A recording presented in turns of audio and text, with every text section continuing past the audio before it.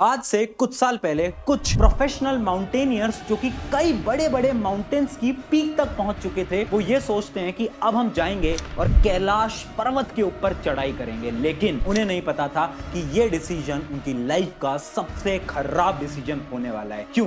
क्योंकि वो चढ़ने तो जाते हैं, थोड़ी दूर चढ़ते भी हैं, बट थोड़ी देर बाद वो रियलाइज करते हैं कि उनके जो उंगलियों के नाखून हैं वो बड़ी तेज रफ्तार से बढ़ते जा रहे थे। थोड़ी देर और ऊपर चढ़ते हैं और वो ये रियलाइज करते हैं कि उनके जो बाल हैं उसकी लंबाई भी बहुत तेज बढ़ रही थी। उन्हें ऐसा फील होने लगा था कि मानो उनकी जो उम्र है वो बहुत तेजी से बढ़ रही है, यानी वो बुजुर्ग होते जा रहे हैं। उन्हें जैसा ये फील होता है तो वो एक डिसीजन लेते हैं कि अब वो ज्यादा ऊपर नहीं जाएंगे और वो नीचे वापस लौट जाते हैं। लेकिन ये कहानी यहाँ खत्म नहीं होती, क्योंकि इसके एक साल के अंदर अंदर वो जितने भी माउंटेनियर्स थे उन सभी की मिस्टीरियस तरीके से डेथ हो जाती है। तो आखिर ऐसा क्या छुपा है इस मिस्टीरियस कैलाश पर्वत के अंदर, जिसकी वजह से 2001 के अंदर जब चाइना अपना हेलीकॉप्टर भेजती है इसकी रिसर्च करने के लिए, तो उन्हें कुछ ऐसा मिलता है कि उसी समय वो क्लाइंबिंग को बैन कर देती है। सिर्फ इतना ही नहीं, नासा अपनी सैटेलाइट की मदद से जब रिसर्च करता है इस पर्वत की, तो कुछ ऐसी इमेजेस सामने आती हैं जिसकी वजह से हर कोई शॉक हो जाता है। क्या सच में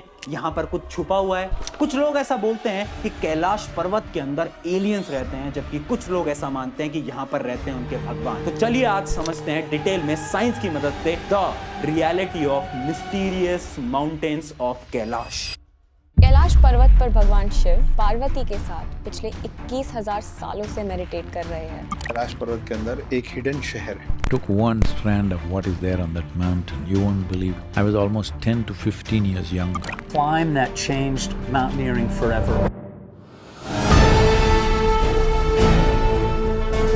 हाय एवरीवन, मेरा नाम है प्रशांत। माउंट कैलाश एक ऐसा रहस्यमय पर्वत जिसकी ऊंचाई माउंट एवरेस्ट से 2200 मीटर कम है। लेकिन शॉकिंग बात पता है क्या है? इसके ऊपर आज तक केवल एक इंसान चढ़ पाया है, जबकि माउंट एवरेस्ट के ऊपर आज तक 7000 से ज्यादा लोग चढ़ पाए हैं। तो आखिर इसमें ऐसा क्या खास है? सिर्फ इतना ही नहीं है, एक बार रशियन माउंटेनियर जो कि बहुत ज्यादा एक्सपीरियंस माउंटेनियर थे, जिनका नाम था सरजी, वो एक शॉर्टेस्ट पार्ट ढूंढते हैं माउंट कैलाश के ऊपर चढ़ने का। वो अपनी चढ़ाई को स्टार्ट तो करते हैं, पर जैसे जैसे वो ऊपर जाते जाते हैं ना, तो उनके मन में एक फीलिंग आने लगती है कि यार यहाँ पर चढ़ना एकदम सही नहीं है। तो वो नीचे उतरना स्टार्ट करते हैं, और जब वो नीचे आ रहे थे ना, तो उन्हें ऐसा फील आता है कि उसने एकदम सही किया उस पहाड़ पे ना चढ़ के। ऐसा एक और बार हुआ था जब चाइना एक बहुत फेमस माउंटेनियर राइनहोल्ड उनसे रिक्वेस्ट करती है कि आप जाओ और आप कैलाश पर्वत के ऊपर चढ़ के आओ और देख के आओ कि आखिर वहां पर है क्या। पता है राइनहोल्ड कौन है? जो माउंट एवरेस्ट की पीक पे बिना ऑक्सीजन सप्लाई के चढ़ चुके हैं। इन्होंने दुनिया के बड़े बड़े माउंटेन्स पे बहुत इजीली क्लाइंबिंग करी है,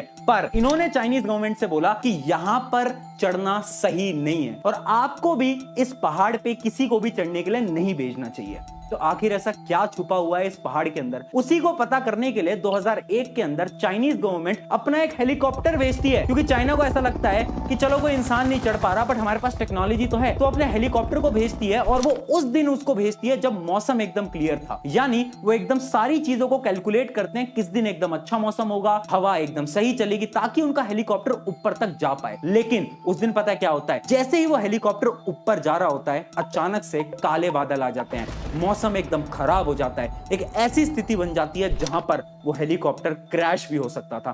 तभी वो जो हेलीकॉप्टर का पायलट था, वो उस हेलीकॉप्टर को वापस से नीचे लेकर आ जाता है, और उसी समय चाइनीज गवर्नमेंट 2001 के अंदर क्लाइंबिंग ऑन माउंट कैलाश को बैन कर देती है। तो इसका जो रहस्य है वो आज मैं आपको बताऊंगा 4 सिंपल पॉइंट्स की मदद से। पर उससे पहले मेरा आपसे एक सवाल है, आपको क्या लगता है, क्या सच में माउंट कैलाश के ऊपर कोई हायर सिविलाइजेशन रहता है या ऑलरेडी रह चुका है? आपका क्या आंसर है? आपको क्या लगता है? यस और नो कमेंट में मुझे जरूर बताना, क्योंकि इस वीडियो के एंड तक आपकी पूरी राय बदलने वाली है। तो समझते हैं 4 पॉइंट्स की मदद से। Point number 1, the geography of mount Kailash. देखो यार, ये जो माउंट कैलाश है ना, ये पहले इंडिया के अंदर आया करता था, लेकिन जो इंडिया चाइना वॉर हुई थी ना 1962 के अंदर, उसकी वजह से जब चाइना ने इंडिया की बहुत सारी टेरिटरी अपने कब्जे में ली, तो ये जो कैलाश पर्वत था ये चाइनीज गवर्नमेंट के पास चला गया, यानी अब ये चाइना का पार्ट बन चुका है। अब इसकी ज्योग्राफी ना बहुत ज्यादा इंटरेस्टिंग है, क्योंकि कैलाश पर्वत से 4 अलग अलग रिवर जाती हैं और पता है वो जो चारों रिवर हैं उनकी अलग अलग डायरेक्शन है। एक रिवर नॉर्थ, एक रिवर ईस्ट, एक रिवर साउथ और एक रिवर वेस्ट,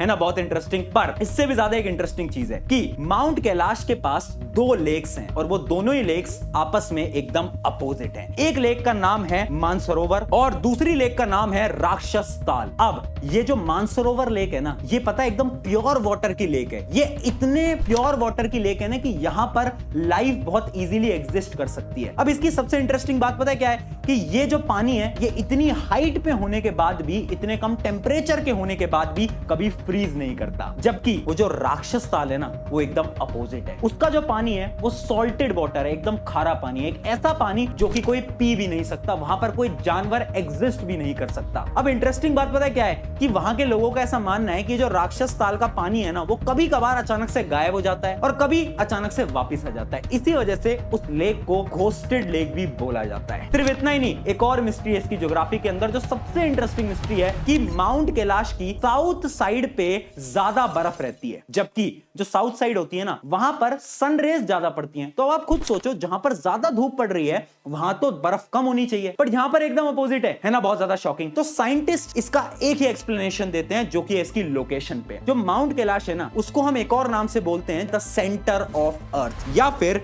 एक्सिस मुंडी, ऐसी लोकेशन जहां से आसमान और पृथ्वी का मिलन होता है। इसका क्या मतलब होता है कि ये एक ऐसे रीजन पे लोकेटेड है ना जहां से सारी चीजों का सेंटर है। फॉर एग्जांपल मैं आपको समझाता हूं कि अगर आप माउंट कैलाश को कैलकुलेट करोगे ना स्टोन हेड से, तो इसका जो डिस्टेंस है वो आएगा 6666 किलोमीटर। और अगर हम नॉर्थ पोल से कैलकुलेट करेंगे डिस्टेंस तो भी एकदम सेम आएगा, और साउथ पोल से ये डिस्टेंस एकदम इसका डबल आता है 13,332। ये शायद इसका आंसर हो सकता है इसकी ज्योग्राफिकल कंडीशंस का। अब बढ़ते हैं पॉइंट नंबर 2 की तरफ, the light and sound mystery. 1999 के अंदर अर्नेस्ट जो कि एक रशियन साइंटिस्ट थे, वो ये सोचते हैं कि यार हम जाएंगे माउंट कैलाश पे और अपनी सारी टीम के साथ रिसर्च करके आएंगे। तो काफी दिन वहां पर बिताते हैं, वहां के पत्थरों पे बहुत सारी रिसर्च करते हैं और उसके बाद वो एक किताब लिखते हैं where do we come from. और उस किताब के अंदर उन्होंने क्लियरली बताया कि ये जो कैलाश पर्वत है ना ये एक मैन मेड पिरामिड है, यानी ये बहुत ज्यादा एडवांस टेक्नोलॉजी से बना है जो कि पुराने जमाने में किसी हायर सिविलाइजेशन ने बनाया होगा। सिर्फ इतना ही नहीं,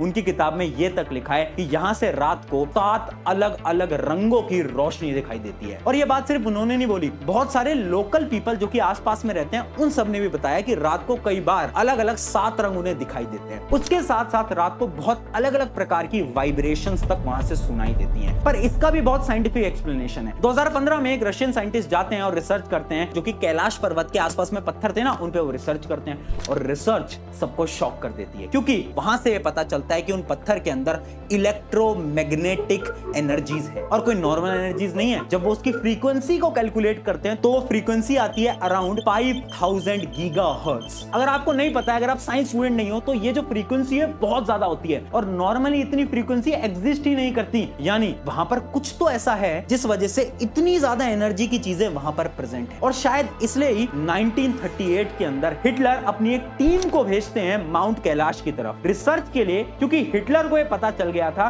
कि शायद माउंट कैलाश के अंदर कुछ तो एनर्जी के सोर्सेस छुपे हुए हैं जिसको अगर वो ढूंढ लेते हैं तो इस पूरी दुनिया पे राज कर सकते हैं। सिर्फ इतना ही नहीं, इसके अलावा जब नासा रिसर्च करती है तो उन्हें यह पता चलता है कि माउंट कैलाश के अंदर कुछ तो मैग्नेटिक फील्ड है, और वो मैग्नेटिक फील्ड नॉर्मल नहीं है, वो मैग्नेटिक फील्ड बहुत ज्यादा है। अगर मैं आपको वैल्यूज में बताऊं तो उस मैग्नेटिक फील्ड की वैल्यू आई 3000 से 8000 नैनो टेस्ला ज्यादा as compared to other regions. और सिर्फ इतना नहीं, सबसे ज्यादा शॉकिंग फैक्ट जिससे हर एक साइंटिस्ट शॉक हो गया वो ये था ना कि माउंट कैलाश के आसपास में ग्रेविटेशनल फोर्स बदल जाती थी, कभी ज्यादा है तो कभी कम। और साइंस इसके सिर्फ 2 ही रीजन देती है। रीजन नंबर 1, या तो कैलाश पर्वत के अंदर कोई वॉल्केनो है। रीजन नंबर 2, या तो कैलाश पर्वत के अंदर एक बहुत बड़ी गुफा है जो कि धरती के अंदर तक जाती है। और शायद ये दूसरा रीजन है, ये लिंक होता है हमारी रिलीजन से, क्योंकि बहुत सारी रिलीजियस किताबों के अंदर ये लिखा हुआ है ऑलरेडी, कैलाश पर्वत है ना इसके अंदर एक बहुत एडवांस सिविलाइजेशन ऑलरेडी रह रही है। अब बढ़ते हैं पॉइंट नंबर 3 की तरफ, द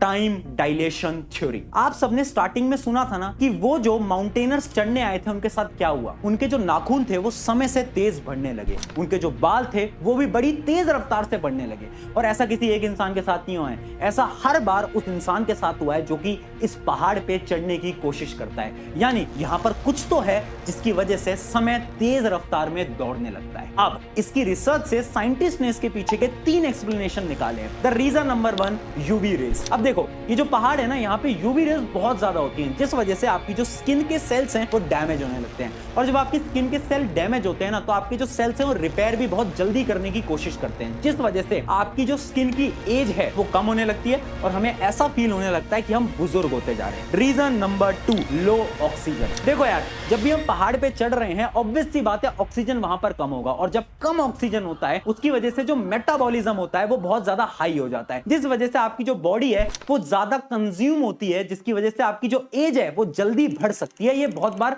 और भी माउंटेनियर्स के साथ हो चुका है। और रीजन नंबर 3 और सबसे प्रोबेबल रीजन कि माउंट कैलाश पे, जैसा कि नासा ने बताया, यहां पर ना मैग्नेटिक फील्ड बहुत ज्यादा स्ट्रांग है। अब उस मैग्नेटिक फील्ड की वजह से हमारी जो बॉडी है उसके हार्मोनल सिस्टम पे कुछ तो चेंज आता है। अब एग्जैक्टली तो किसी को नहीं पता, बट कुछ चेंज आता है जिसकी वजह से हमारी जो एज है वो टाइम के हिसाब से जल्दी तेज रफ्तार में बढ़ने लगती है। अब इसका क्या सही रीजन है वो तो आज तक नहीं पता है, आज भी रिसर्च चल रही है, बट ये जो टाइम डायलेशन की थ्योरी है इसके बारे में आज तक किसी को नहीं पता कि आखिर क्या छुपा हुआ है माउंट कैलाश के अंदर। अब बढ़ते हैं पॉइंट नंबर 4 की तरफ कि आखिर वो कौन ऐसा इंसान है जो कि आज तक इस बड़े पर्वत के ऊपर चढ़ पाया है। तो देखो, अगर आपने सुना हो, एक स्टोरी है महाभारत की। महाभारत के अंदर लास्ट में जो पांडव ब्रदर्स थे वो सब कोशिश करते हैं माउंट कैलाश के ऊपर चढ़ने की, बट धीरे धीरे सबकी मृत्यु होने लगती है। पर पहाड़ के ऊपर सिर्फ एक पहुंचता है जिसका नाम था युधिष्ठिर। अब युधिष्ठिर कौन था? जिसने आज तक कभी कुछ गलत नहीं करा, किसी से भी झूठ तक नहीं बोला। अब ऐसे ही एक 14th सेंचुरी के अंदर तिब्बत में रहने वाले एक बुद्धा जिनका नाम था मिलारेपा। अब ये जो मिलारेपा थे ना, ऐसा माना जाता है कि इन्होंने अपनी स्पिरिचुअल पावर्स की मदद से इस पहाड़ के ऊपर चढ़ाई करी। आज तक कोई नहीं चढ़ पाया है, बट ऐसा तिब्बत में बोला जाता है। लोकल पीपल्स का ऐसा मानना है कि जो मिलारेपा थे सिर्फ वही इकलौते ऐसे इंसान थे